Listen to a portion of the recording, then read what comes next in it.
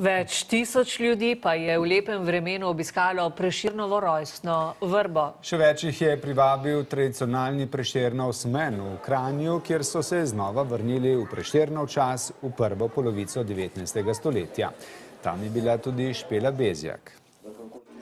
Ulice Kranja je danes preplavila prešerna romantika. Zapeli so pevski zbori, zavrtele so se folklorne skupine, svoje izdelke so predstavili številni rokodelci. Za skoraj vsakim vogalom so recitirali Prešernove pesmi. Kdor napčen si očitar, rekoč, le čevlje sodinaj kopitar. To je taka malo za razmisliti. V značilnih meščanskih opravah so se po mestu sprehajali meščani. Vozile so kočije, zaigrali lajnarji. Da jih je v Prešernovem času bilo veliko, nam pripoveduje lajnar Bori. In tudi lajnarje so takrat izpodrinili te njihove gostilniške lajne, ki so potem notrkovance metali. In Prešeren se je seveda udeleževal tega in tudi on je bil tak ljudski človek. A hkrati izjemen umetnik. Rekonstruirana Gutenbergova stiskalnica je zato danes obratovala brez prestanka. Lansko leto smo tiskali besedo, oziroma pesnico kam, zato da so ljudje vedeli, v katero smer naj hodijo.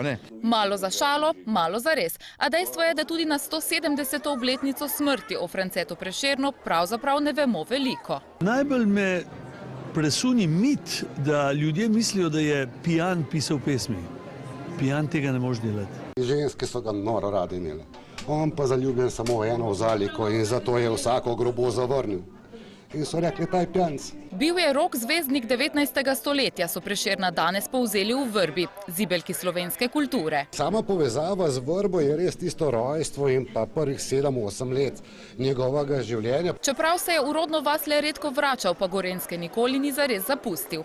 In mogoče se prav v tem skriva njegova izjemnost. Gorenjci smo znani po tem, da smo tako varšni, da namesto da kupimo knjige, raje napišemo. In ker je v vsaki šali nekaj resnice, zato ne preseneča, da največ pisateljev in umetnikov prihaja ravno z Gorenjske.